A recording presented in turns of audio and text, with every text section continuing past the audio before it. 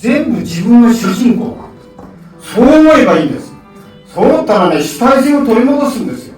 だから病気作ったのも経済作ったのも、自分の魂の力に目覚めるために、自分の大いなる真があらゆる環境を動かして、そして起こした。これを患者心理と何て言います？全国中の心理術をよしということですね。この空気中に広がる大河、大きな大きな存在が本当の自分で、それが親を選び、友達を選んで、全部巻き込んで動かす。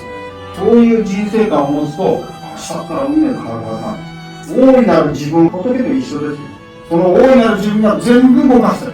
皆さんの大いなる大河、ブラフマンですね。ここたる悟り。これが日本人の底力なんです。日本人はこの真我の力で世界を変えることができる。